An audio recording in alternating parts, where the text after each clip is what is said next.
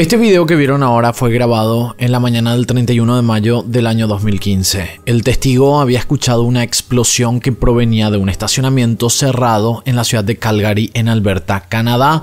Él había sacado su teléfono y empezó a filmar. Este sería el inicio de uno de los casos más locos de Canadá, inclusive me animo a decir del mundo, porque lo que se encontró con esta historia dejó a todos sorprendidos. Y les digo de verdad, quédense a ver todo el video porque este es un caso que no se puede creer.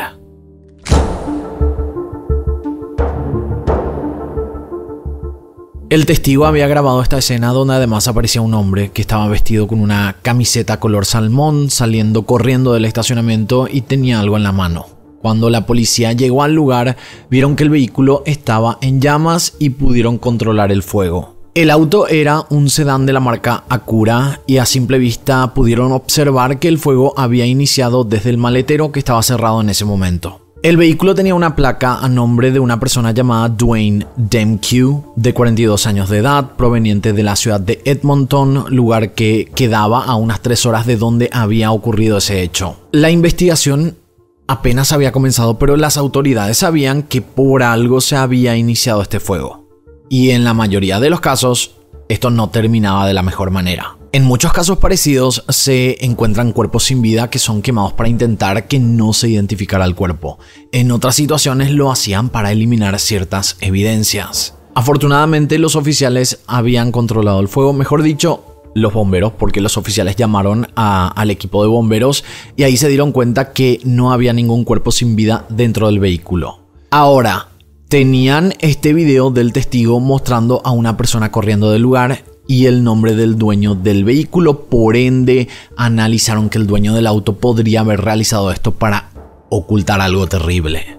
Intentaron comunicarse con Dwayne, pero no tuvieron éxito, entonces empezaron a ver si podían comunicarse con algún familiar que lo pudiera ubicar. Fue así que llamaron a su hermano llamado Garrett. La policía le dijo a Garrett que querían comunicarse con Dwayne porque su auto había sido encontrado en llamas en un estacionamiento, a lo que Garrett le dijo a la policía que no había hablado con su hermano en los últimos días y que intentaría comunicarse con él. A Garrett le tomó por sorpresa todo esto porque parecía que la policía estaba insinuando que su hermano fue el que prendió fuego al vehículo, siendo que él sabía que su hermano jamás haría eso. Garrett trató de comunicarse con Dwayne, pero de nuevo no conseguía ponerse en contacto, entonces decidió llamar a los amigos de su hermano. Dwayne era un hombre muy sociable y tenía un grupo de amigos con quienes se veía casi todos los días, entonces ellos tendrían que saber qué había pasado con él. Con una de las primeras que habló fue con Kalia, una de sus mejores amigas. Ella le había dicho a Garrett que había visto a Dwayne en la noche anterior porque todos se habían juntado porque era el cumpleaños de esta chica de Kalia, y que un poco después de la medianoche Dwayne se había retirado porque tenía que trabajar, pero les dijo que iba a volver apenas terminara su turno. Dwayne nunca más volvió, pero nadie le dio mucha importancia a esto porque pensaron que quizás le había tomado más tiempo a Dwayne para terminar de trabajar y que posiblemente después se habría ido a dormir porque estaba cansado. Dwayne tenía 2 trabajos. Por una parte, él era chofer de limusinas en una empresa llamada Revolution Entertainment. Hay otros medios que mencionan que la empresa se llama Revolution Limousine. En esta empresa trabajaba según la cantidad de reservas que recibían. Entonces, no era todos los días, pero muchas veces tenía que trabajar hasta altas horas del fin de semana. Su otro trabajo era en FedEx, esta empresa muy conocida, privada, de correos, y en ese lugar él tenía el horario nocturno. Esa noche de sábado, que fue la noche del cumpleaños de Kalia y donde estaban en un lugar con todos los amigos, él tenía que ser chofer de limusinas de un cliente. Lo único que él tenía que hacer era buscarlos, esperar, llevarlos de vuelta y luego dejar el vehículo en la empresa. Pero como dijimos, Kalia había mencionado que no había regresado a su cumpleaños luego de salir del trabajo. Luego de esta llamada del hermano de Dwayne a los amigos, todos empezaron a llamarse y mandarse mensajes entre sí para ver si alguien lo había visto, pero nadie sabía de su paradero.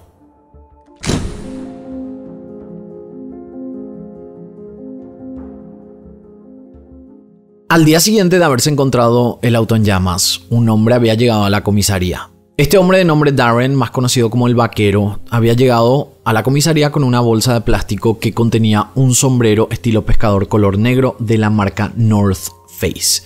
El otro ítem que estaba en esta bolsa era un estuche de un cuchillo de la marca Gerber. Él pidió hablar con alguien que estuviera a cargo de la investigación del caso de Dwayne. Darren le dijo a la policía que el día anterior, cuando uno de sus amigos le había llamado para contarle lo de Dwayne, él decidió ir hasta la empresa de limusinas para ver si encontraba algo. Según su declaración, él vio que la empresa estaba cerrada, entonces ingresó a la parte trasera donde estaban los garajes de las limusinas. Él había sacado muchas fotos en ese lugar. Estas fotos él le mostró a los oficiales como para corroborar que él había hecho eso, pero él mencionó que se encontró con estos objetos que estaban en la bolsa en una plantera gigante de hormigón. Le llamó la atención, entonces decidió agarrarlos y según él lo hizo con unos guantes que tenía en su vehículo para preservar estas evidencias. Esto de por sí era bastante raro, porque normalmente cuando uno encuentra una evidencia de esa magnitud, además, lo que hay que hacer es llamar a la policía, pero él las había llevado consigo y las tuvo hasta el día siguiente.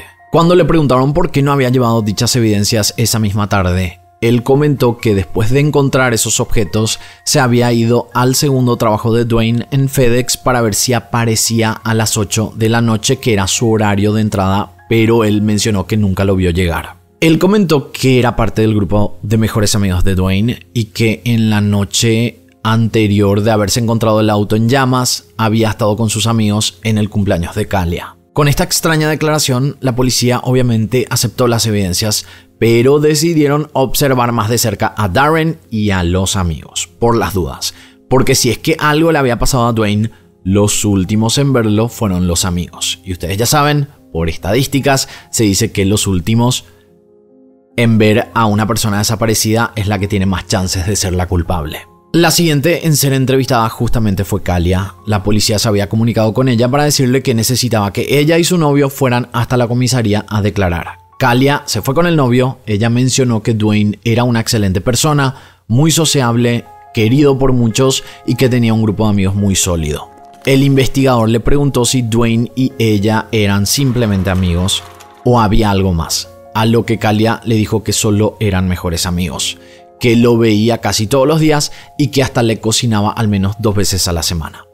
Los investigadores le preguntaron si su novio era celoso porque tenía una relación muy cercana con Dwayne, a lo que Kalia aseguró que su novio apreciaba a Dwayne y que nunca hubo problemas. Obviamente para ese punto los investigadores estaban tratando de eliminar sospechosos, pero pudo haber sido realmente cualquiera. Y de tanta gente que conocía Dwayne, tomaría semanas y hasta meses para poder entrevistar completamente a todos. Kalia y Darren dijeron que no sabían de ningún enemigo de Dwayne y que al parecer todos lo querían. En las siguientes horas, el grupo de amigos se había juntado para apoyar en las búsquedas y hasta juntaron dinero para pagar un cartel gigante en una calle principal en la cual colgaron el afiche de desaparecido de Dwayne con su foto y su descripción. Dwayne había sido visto por última vez en la fiesta de cumpleaños de Kalia vistiendo un traje negro, una camisa bordo y una corbata negra. Kalia y los amigos empezaron a hablar con las familias y aquí saldría la siguiente evidencia más importante. Ellos habían ido a la residencia de Dwayne e ingresaron a su iPad que estaba sin contraseña. Entraron a la app de localización del iOS y ahí se encontraron con que el teléfono de Dwayne había registrado una última señal a 8 kilómetros de la empresa de limusinas cerca de la carretera East Whitemud Drive, que es una calle que se toma para ir desde Edmonton a la ciudad de Calgary, que era la ciudad donde el auto había sido encontrado. Los amigos fueron a esa zona para ver si encontraban algo, pero no encontraron completamente nada. Ellos dieron esta nueva información a la policía, quienes también hicieron un rastrillaje que no dio ningún resultado positivo. Podía ser que Dwayne hubiera cruzado esa calle camino a Calgary y en ese punto exacto apagó su teléfono, perdió la señal o algo malo le pasó. El 4 de junio de 2015, 4 días después de la desaparición, los investigadores empezaron a analizar que el caso tendría que avanzar a un posible homicidio. Y esto no solo porque este hombre estaba como desaparecido, sino que tenían 2 grandes evidencias.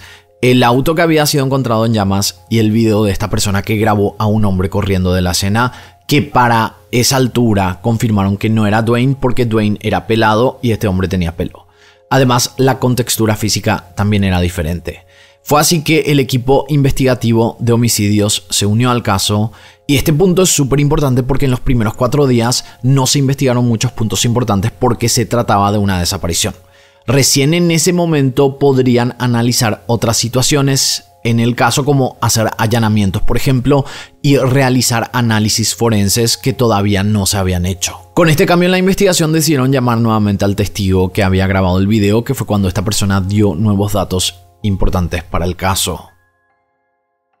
Antes de seguir con este caso, no te olvides de dejar un like, suscribirte si todavía no lo estás y apretar la campanita. Ahora también puedes ser miembro VIP a solo $0,99 al mes para ver los videos antes y sin comerciales. Vi que mucha gente está confundida con el tema de la membresía. Algunos, no muchos, pero algunos están enojados porque no pueden pagar el sector de miembros y quieren ver los videos. Pero la verdad es que todos los videos que se encuentran en este sector luego se publican para todos. Muy de vez en cuando tenemos contenido exclusivo, pero sí tienen los videos mucho antes y sin comerciales, que es el beneficio que damos a los que apoyan de esa manera al canal. Ahora sí, seguimos con este caso.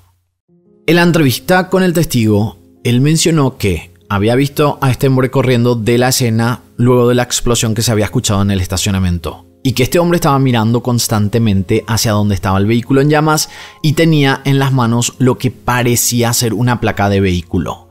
Esta persona además dijo que había visto que este sospechoso se paró al lado de un contenedor de basuras, dejó la placa detrás del contenedor, se quitó la camisa quedándose con una camiseta blanca, envolvió la placa con la camisa y luego se fue caminando del lugar de manera tranquila, ya sin correr. Luego se solicitó que se realizara el primer análisis forense del auto en llamas. Estos resultados fueron bastante significativos.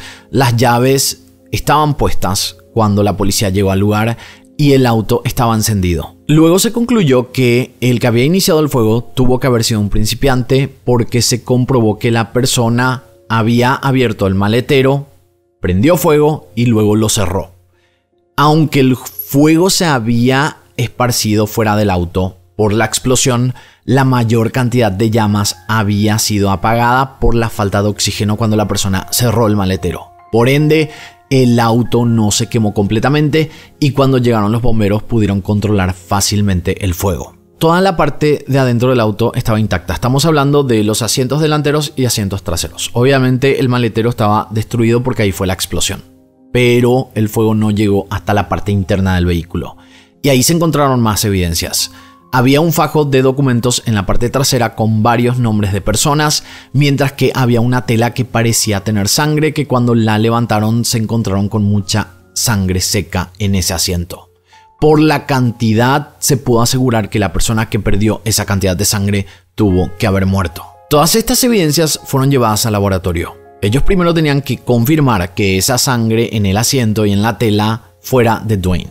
Y segundo, tenían que ver si esos documentos daban señales de quién pudo haber ocasionado esto. Ahí encontraron un nombre de una mujer llamada Angel, la cual fue notificada para declarar y la que pudo dar el primer nombre de un sospechoso.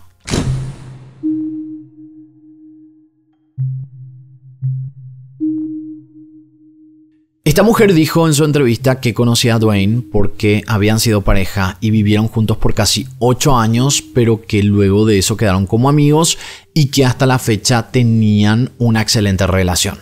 Es más, hablaban todos los días y se veían entre 4 a 5 veces por semana, algunas veces inclusive en eventos con sus amigos como Kalia y Darren.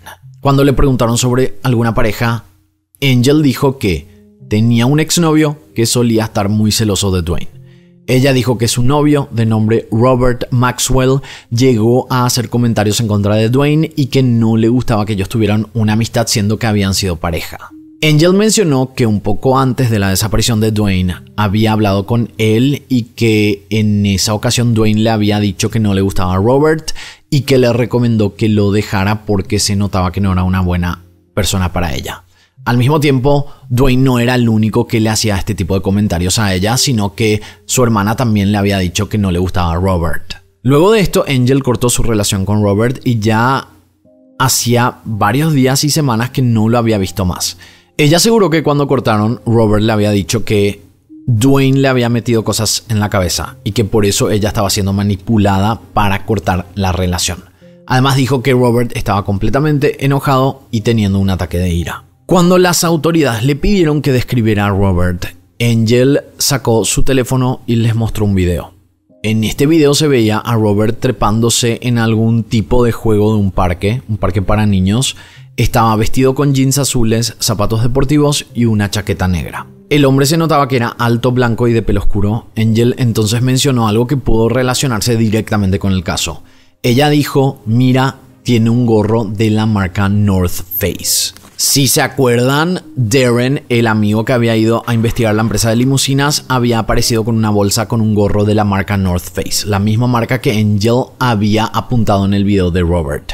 El tema era que North Face es una marca muy popular y no era poco común encontrarse con miles de personas que usaban prendas de esa marca, pero era lo que inicialmente podría vincular a Robert con la desaparición de Dwayne. Los resultados del laboratorio de la sangre encontrada todavía no habían llegado porque había una lista de espera enorme por la cantidad de casos en la zona. Esto estaba completamente colapsado y los empleados del laboratorio le dijeron a la policía que por lo menos tardarían 2 a 3 semanas en tener los análisis completos. Angel fue llamada para un segundo interrogatorio. En esta ocasión la policía quería mostrarle ciertas evidencias para ver si ella tenía más información. Cuando le mostraron el video del hombre corriendo en la escena del auto, ella dijo, oh wow, espero estar equivocada, pero si yo estaba ahí le gritaría hola Robert, dando a entender que ella decía que ese hombre era él. Además dijo que estaba 80% segura que esa persona que aparecía ahí era Robert. Con esto la policía solicitó una orden de arresto en contra de Robert Maxwell, que fue en ese momento cuando se enteraron que él también estaba como desaparecido.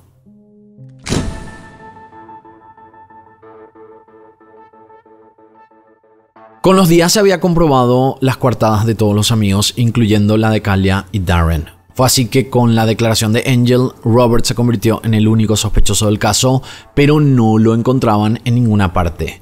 Cuando fueron a la empresa de limusinas, entrevistaron a empleados e inspeccionaron las oficinas donde no había nada que llamara la atención.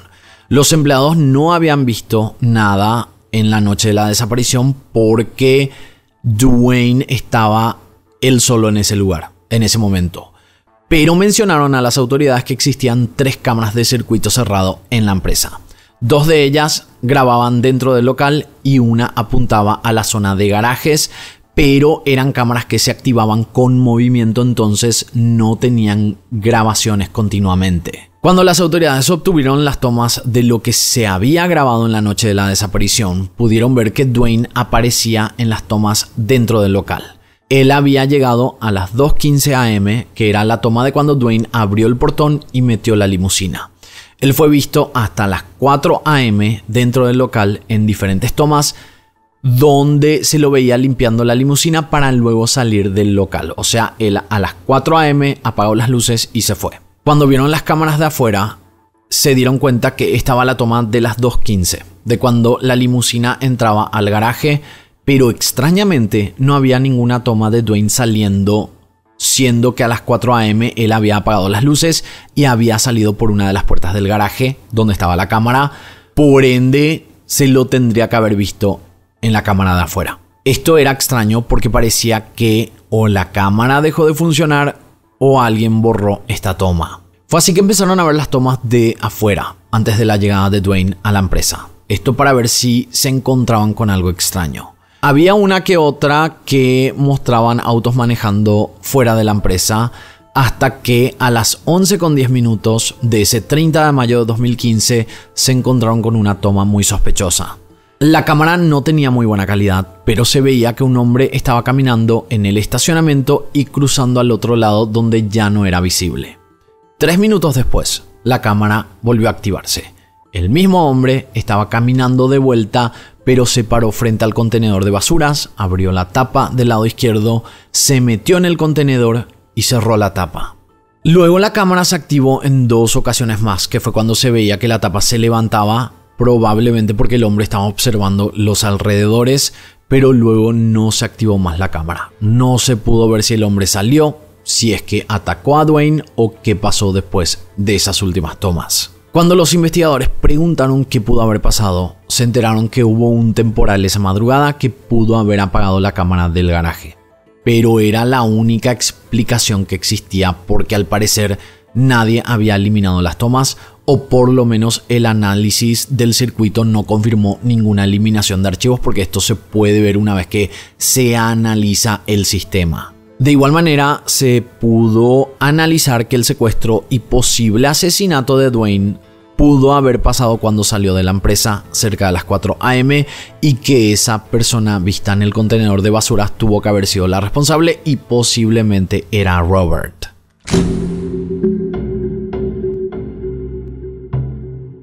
Con la certeza de que Robert tenía que ser el que le hizo algo a Dwayne, empezaron a entrevistar a personas que lo conocían, pero no entrevistaron a los familiares porque ellos querían asegurarse de que nadie lo ayudara a escapar. Entonces solo entrevistaron a gente que era conocida o que vivieron con él o que eran amigos, entre comillas.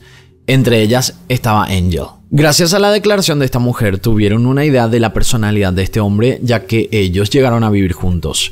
Y también varios amigos de Dwayne llegaron a conocer a Robert. Es importante mencionar que al momento de la desaparición de Dwayne nadie pensó en Robert porque casi nadie lo conocía muy bien, más que Angel, que fue la única que realmente lo apuntó. Todos solían salir juntos y lo máximo que llegaron a ver fueron actitudes extrañas de este hombre, pero nada que pudiera decir que era una persona peligrosa. Es más, la mayoría lo describía como callado y antisocial. En una entrevista posterior, Kalia mencionó que la primera vez que había conocido a Robert, ella lo vio muy callado y mirando su teléfono, entonces se acercó para tratar de socializar. Ella mencionó que trató de entablar una conversación con él, pero Robert jamás sacó la mirada del teléfono. Según ella, estaba mirando videos de accidentes de tráfico, lo cual le pareció extraño. Entonces ella simplemente volvió con el grupo de amigos y ya no lo habló más en toda la noche. Lo más raro de todo era que a Robert lo conocían de manera superficial. Incluso Angel, que fue su novia. Nadie sabía dónde trabajaba, dónde había nacido, si tenía familia. Nadie había ido a su casa, incluyendo Angel, lo cual hacía que todo fuera mucho más extraño en este caso. Luego los investigadores se enteraron que años atrás Robert había alquilado habitaciones en casas de extraños. Estas personas fueron entrevistadas y dijeron que Robert era raro y daba miedo. Uno de ellos mencionó que cuando Robert se había ido de su casa, esta persona ingresó a su cuarto viendo que había dejado un montón de basura y que uno de los objetos que más le sorprendió era un serrucho que se notaba era de buena calidad. Los agentes le preguntaron si tenía todavía el cuchillo, a lo que esta persona les dijo que sí. Entonces se comprometió en ir a buscarlo de la casa y llevarlo a la comisaría. Mientras tanto, nuevas evidencias empezaron a salir. Los investigadores encontraron cámaras de seguridad en diferentes puntos de Calgary donde se veía a Robert caminando hasta que llegó a una estación de trenes y donde luego desapareció. No había más tomas de él en ninguna parte, ni siquiera saliendo de esa estación de trenes. De la nada, este hombre se esfumó como si se tratara de un fantasma. Robert tampoco tenía redes sociales, no aparecía en búsquedas de internet, ni nadie sabía nada más de él. Cuando volvió el testigo que le había alquilado una habitación, había entregado el serrucho y una tarjeta que había encontrado entre sus cosas. Lo primero que llamó la atención era que el serrucho era de la marca Gerber, la misma que el estuche que había sido encontrado fuera de la empresa de limusinas. Lo otro era que la tarjeta que había entregado esta persona era una tarjeta personal de Robert, que decía que él trabajaba en una empresa llamada Arm Glass Industries como director. Y en esta tarjeta figuraba una dirección de la ciudad de Edmonton. Arm Glass Industries, al parecer, era una empresa que ofrecía vidrios para residencias y para empresas. Las autoridades, al no tener tanta información, decidieron ver en los registros si existían documentos a su nombre. De esa manera encontraron su tarjeta de seguro social, un pasaporte y una licencia de conducir. Con esta documentación además se enteraron que el nombre completo del sospechoso era Robert Aubrey Maxwell. Él también figuraba en el registro de criminales de Canadá con cargos de asalto y gracias a esto pudieron obtener su perfil genético que estaba dentro de esta base de datos. Lo único que tenían que hacer era ver si alguna de las evidencias encontradas podía encajar a su perfil genético para poder vincularlo oficialmente con la desaparición de Dwayne. Lo último que encontraron en los registros legales de este hombre era que tenía a su nombre una camioneta GMC blanca. Y en este mismo registro decía que la camioneta se había encontrado abandonada en una zona llamada Kitsilano Beach en la ciudad de Vancouver.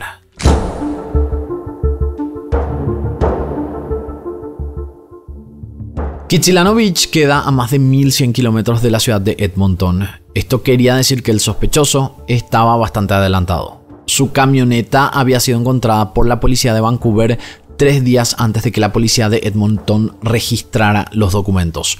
O sea, para ese momento Robert podía estar en cualquier lugar y había sospechas que pudo haber cruzado a Estados Unidos porque Kitsilano Beach es una zona que se conecta con el estado de Washington. Los investigadores decidieron viajar hasta la zona y analizar la camioneta para ver si se encontraban más evidencias. Este vehículo fue encontrado de una manera muy extraña. En esa zona hay robos de vehículos todo el tiempo, pero la camioneta estuvo estacionada por varios días en una zona prohibida sin haber sido robada. Además, según el reporte, una de las ventanas estaba semiabierta, lo suficiente como para que alguien pudiera desbloquear la puerta desde afuera. Las llaves estaban en el encendido y había un celular iPhone nuevo en medio de los asientos, pero por varios días nadie robó este vehículo. Lo que se analizó con esto era que si varias personas caminaron al lado de la camioneta, se notaba que todo estaba colocado como una trampa. Entonces, los ladrones de vehículos no se animaron a robarla porque pensaron que era algo hecho por la policía para atraparlos. Era como que era muy obvio que todo estaba plantado ahí. Esto además aseguraba que Robert quería que se robara el auto para que desapareciera como evidencia. Aparte de esto, el análisis que se hizo con el vehículo determinó que el auto estaba increíblemente limpio. No había rastros de fluidos ni huellas dactilares. En la carrocería se encontró una estructura bastante grande que es utilizada normalmente para trasladar lanchas o botes. Y en el piso de la carrocería había un tenedor de plástico negro y un chicle masticado. Como el auto estaba tan limpio, era raro que encontraran un tenedor de plástico y un chicle. Si hablamos del tenedor, se analizó que pudo haber sido una persona que cruzó por ahí y lo dejó, lo tiró en la carrocería. Pero si hablamos del chicle, se analizó que pudo haber sido un error del sospechoso. Se creyó que quizás el hombre estaba mascando chicle, lo escupió mientras estaba manejando y el viento hizo que el chicle quedara en el piso de la carrocería. Por las dudas, todo había sido llevado también al laboratorio. La estructura para remolcar botes había sido analizada y ahí encontraron que tenía un código de identificación. Este código fue colocado en la base de datos y ahí se encontraron que estaba a nombre de una persona que vivía en los suburbios de Vancouver. Cuando le dieron una visita a esta persona, se encontraron con una pareja. Ellos le preguntaron si eran dueños de la estructura que se había encontrado en un auto abandonado, a lo que ellos le dijeron que hacía unos días pusieron en venta un jet ski en una página de clasificados y que una persona había ido directamente a su casa para comprarlo. Ellos mencionaron que este hombre había ido con una camioneta blanca, les ofreció un celular como parte de pago, a lo que ellos rechazaron la oferta, entonces el hombre les pagó en efectivo. Ellos luego le ayudaron a instalar el remolque en la camioneta y luego ajustaron el jet ski para que este hombre lo pudiera llevar. Ellos describieron al hombre con las mismas características de Robert Maxwell. Era obvio que Robert se había ido a comprar este jet ski. Esta información además confirmaba una de las hipótesis iniciales. Probablemente Robert se escapó de Canadá en jet ski y posiblemente cruzó la frontera a Estados Unidos.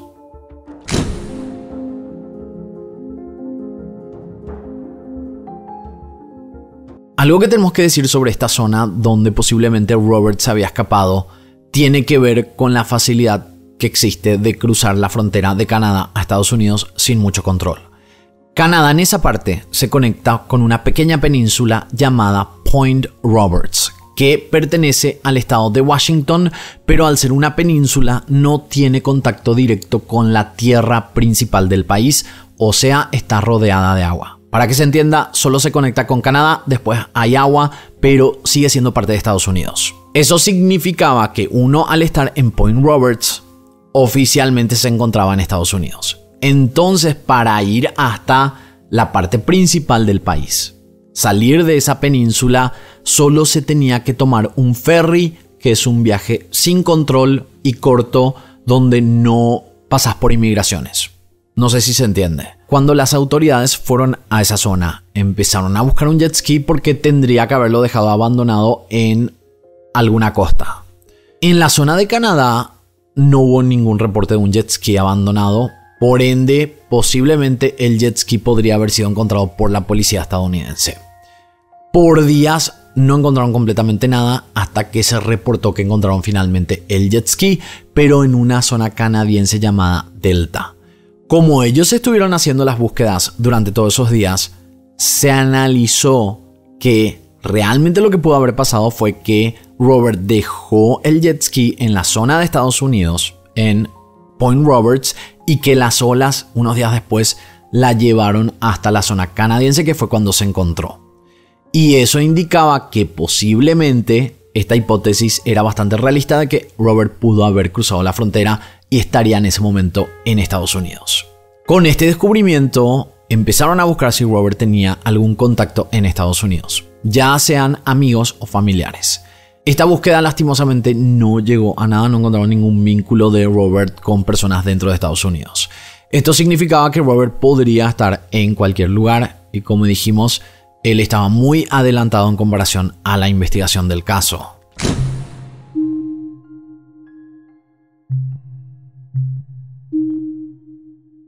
Vamos probablemente a la parte más loca de este caso.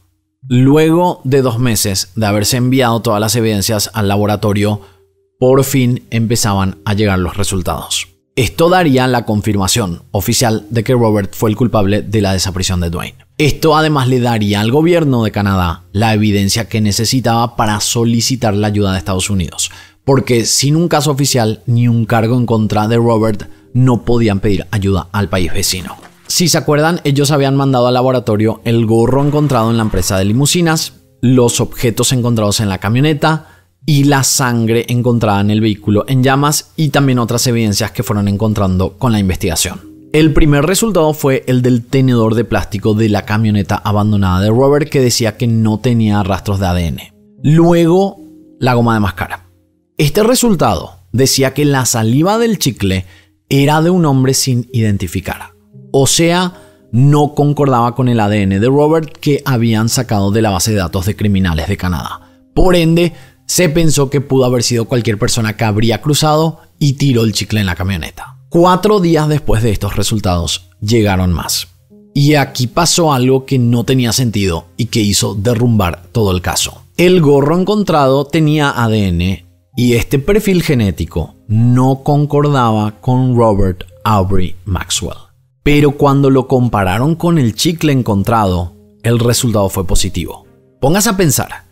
El chicle había sido encontrado en la camioneta abandonada de Robert en Vancouver, mientras que el gorro había sido encontrado en Edmonton, a más de 1100 kilómetros. Pero como estas evidencias no encajaban con el perfil genético de Robert, esto decía que o Robert tenía un cómplice o Robert también fue una víctima y estaban buscando a la persona equivocada. Lo que hizo creer a las autoridades que Robert no tenía un cómplice fue que en todas las tomas de cámaras de seguridad, Robert siempre estaba solo. Tampoco había testigos que dijeran que lo vieron juntos y la persona vista en la escena del auto quemado también estaba sola. Esto llevó a creer que quizás Dwayne y Robert fueron víctimas de una persona desconocida. Para que todo sea aún más extraño, el resultado de la sangre que se había encontrado en el auto de Dwayne no era de Dwayne, tampoco era de Robert y tampoco era de esta persona sin identificar del gorro y la goma de mascar. O sea, habría una tercera persona que podría ser víctima y peor aún, probablemente se estaban enfrentando a un asesino serial increíblemente inteligente que pudo despistar a las autoridades por meses y que hasta la fecha no se sabía su identidad.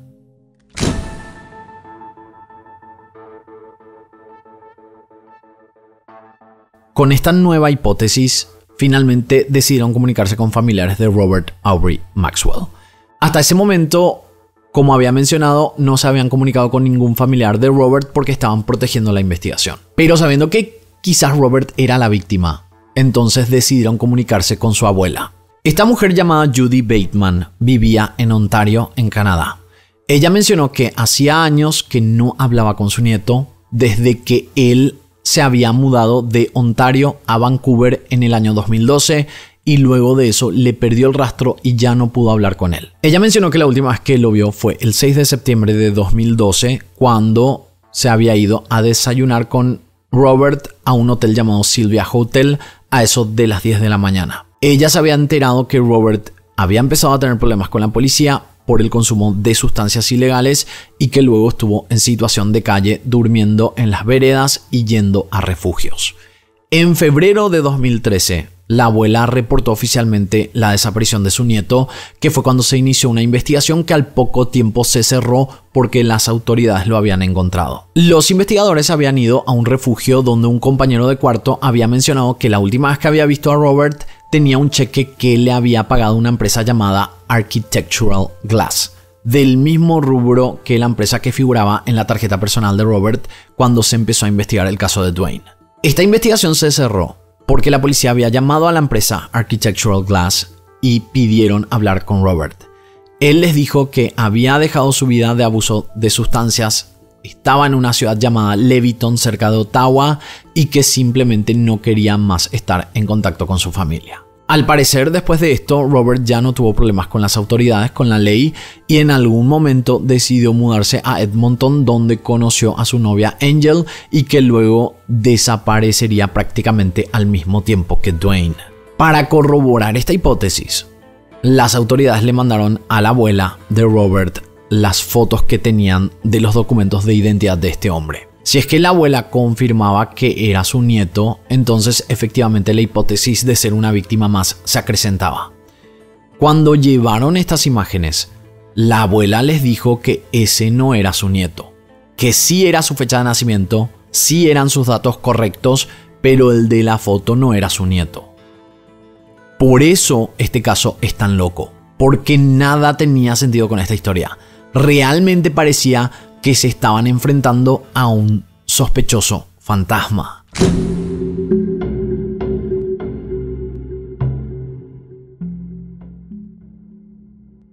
Aquí fue cuando los investigadores decidieron pausar todo, sentarse a revisar cada detalle del caso y analizar las evidencias. Dwayne seguía desaparecido, Robert no era el mismo Robert que la familia decía, y había sangre de una tercera persona en el vehículo que no encajaba con nadie. Lo más importante era colocar las piezas del rompecabezas para que todo este caso empezara a encajar, porque nada tenía sentido. Después de días y días analizando cada detalle, surgió una teoría por parte de uno de los investigadores. Era una teoría loca, pero realmente era lo único que tenía sentido con todas las evidencias que no encajaban. Robert Aubrey Maxwell había sido visto por última vez a finales de 2012. Después de eso, ya no existía ningún récord criminal en su nombre, siendo que él tenía problemas con la policía casi a diario. Creer que un adicto vagabundo podría haber cambiado su vida de la noche a la mañana era poco probable. Esta teoría decía que Robert existió, pero fue asesinado por una persona que le había robado su identidad y que luego, con esta nueva identidad, había hecho desaparecer a Dwayne. O sea, las autoridades se estaban enfrentando a un verdadero fantasma sin nombre ni apellido, pero sí tenían su foto. Posiblemente luego de asesinar a Robert, y esto dice esta teoría de este oficial, esta persona había ido a renovar los documentos de Robert, del verdadero Robert, utilizando los datos del verdadero Robert, pero con la foto del hombre misterioso, con su foto. Por eso es que el ADN no encajaba con el Robert real, porque no era la misma persona. Ese ADN había sido sacado de la base de datos criminales de Canadá, pero esta persona misteriosa que usó el gorro y que mascó el chicle no era Robert. Cuando se pusieron a revisar todas las evidencias antiguas, se encontraron con algo que había pasado desapercibido en su momento. En la entrevista con Angel, ella había mencionado que el falso Robert, vamos a llamarle desde ahora así, el falso Robert, le comentó que vivió por un tiempo en el estado de Washington, en Estados Unidos. Fue ahí cuando las autoridades canadienses decidieron comunicarse con ese país.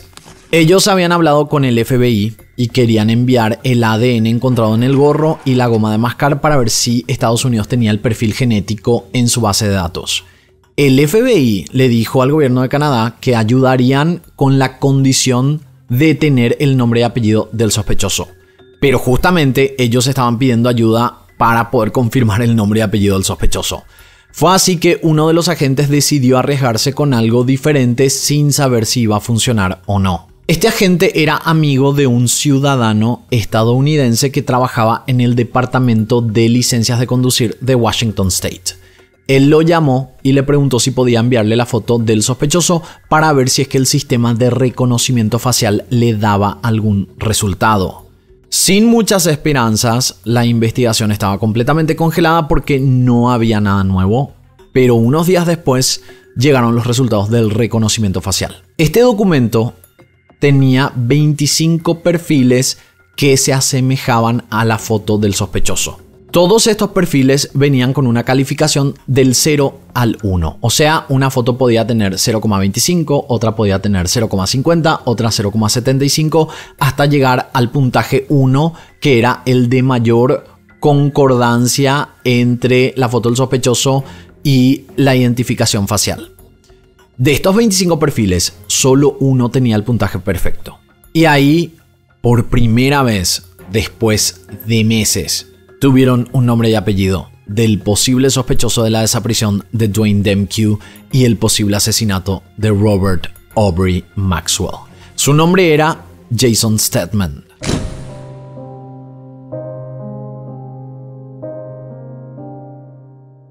Con el miedo de tener nuevamente a un sospechoso erróneo, enviaron el nombre y apellido con el ADN al FBI para tener oficialmente una confirmación. Como el FBI les había dicho que necesitaban el nombre y apellido, ya lo tenían. De igual manera, esta persona ya había usado una identidad falsa en Canadá. Este nombre de un tal Jason Statham podría haber sido otra de sus víctimas, lo que haría que fuera casi imposible resolver este caso. El FBI envió los resultados que confirmaron que el ADN del chicle y del gorro eran de Jason Statham, un fugitivo que había desaparecido hace años en Estados Unidos. Jason había nacido en el estado de Nueva York, luego en los 90 vivió en Florida, donde había sido arrestado por asalto a mano armada y por ocasionar un incendio. En esa época él usaba el apellido de su familia, pero en el año 2009, cuando ya había sido liberado, se había casado en Las Vegas con una mujer llamada Jessica Statham. En ese momento, él le dijo a su esposa que quería usar su apellido porque él no se sentía conectado con su familia real. La esposa no dudó sobre esta situación porque ella estaba enamorada y no estaba dudando de su esposo. Jessica contó que Jason era súper amoroso con ella, estaba trabajando bien y ambos estaban emocionados por la llegada de su primera hija. A los pocos meses de haber dado a luz, Jason empezó a cambiar. Jessica contó que se iba de fiestas constantemente con amigos y amigas que ella no conocía. Cuando Jessica le empezó a reclamar sobre esto, Jason empezó a ser agresivo con ella. Por meses, las agresiones se fueron intensificando hasta que llegó a un punto de ahorcarla y amenazarla de que si ella se iba con su hija, él la iba a matar porque Jessica le había dicho que ya estaba cansada y que se iba a ir de la casa. En la noche del Día de Acción de Gracias de ese año, del año 2009, Jessica estaba preparando la cena cuando escuchó que derribaron la puerta de su departamento. Ahí entraron más de 25 agentes del FBI que los llevaron a habitaciones diferentes para interrogarlos. Jessica, con esta situación, se enteró que su esposo había sido despedido de su trabajo, que fue cuando Jason empezó a hacer una serie de amenazas en contra de su jefe. Inicialmente había inundado el baño de su oficina, hasta que Jason empezó a hacer cosas más densas. Por ejemplo, le mandaba cartas con amenazas a su jefe y dentro de los sobres había un polvo blanco. Y un poco después de esto, empezó a hacer bombas caseras que ponían cajas y que las había dejado en el edificio donde él solía trabajar. El FBI logró identificar a Jason como el que había hecho todas estas amenazas e intentos de bomba, que fue cuando la investigación también descubrió que los polvos blancos y las bombas eran falsas. Entonces solo lo pudieron condenar por amenazar, recibiendo una oferta con la fiscalía de 2 años de prisión. Esto hizo en parte que Jessica se quedara más tranquila porque ya no iba a sufrir los abusos. Además, había solicitado el divorcio mientras su esposo estaba cumpliendo su condena. Por buen comportamiento, Jason salió antes de prisión, con libertad condicional, que fue cuando empezó a llamar a Jessica para poder ver a su hija. Él le había dicho a Jessica que quería estar con su hija, pero sin supervisión. Jessica, sabiendo de lo que era capaz Jason, solicitó una orden de restricción. Por varias semanas, Jason evitaba recibir este documento, porque si no sabían, hay algo en Estados Unidos que se llama to be served, que es cuando un documento empieza a tener validez cuando la persona recibe en sus manos la notificación. En el estado de Washington, una orden de restricción tiene que ser recibida en las manos del denunciado. Por ende, como no encontraban a Jason, la orden no tenía validez. Pero al mismo tiempo, él no sabía que esto implicaba quebrar su libertad condicional, así que la policía lanzó una orden de arresto. Cuando los oficiales fueron a su residencia, vieron que no había muebles ni pertenencias, o sea, él se había escapado. La investigación además encontró que Jason había comprado 2 pasajes de ida en tren para un adulto y un menor, lo que quería decir que tenía planeado secuestrar a su hija. Y después de esto, aparentemente se había ido a Canadá, que es toda esta historia que estamos contando ahora. En noviembre de 2015, Jessica había dejado a su hija en lo de su madre. Esa tarde recibió un llamado por parte de su mamá. Ella le dijo que Jason estaba en la casa y que estaba hablando con su hija. Con un miedo enorme que le hizo recordar lo que había vivido años atrás, Jessica se fue a toda velocidad a la casa de su madre para tratar de rescatar a su hija, sabiendo que quizás nunca más la iba a ver. Cuando llegó a la casa, la madre le dijo que Jason ya se había ido y que su hija estaba bien, no le había hecho nada. La madre comentó que Jason entró, le preguntó a su hija si sabía quién era él, a lo que la niña le dijo que no, y fue ahí que Jason le dijo que él era su padre. Luego de esto, se había ido de la casa.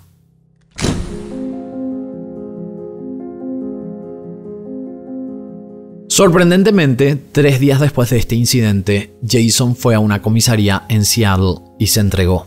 Él había dicho que lo estaban buscando por haber quebrado su libertad condicional y que quería cumplir su condena. Él sabía que le iban a dar unos meses de prisión por ese crimen. Y luego de eso iba a poder salir en libertad para poder vivir una nueva vida en Estados Unidos.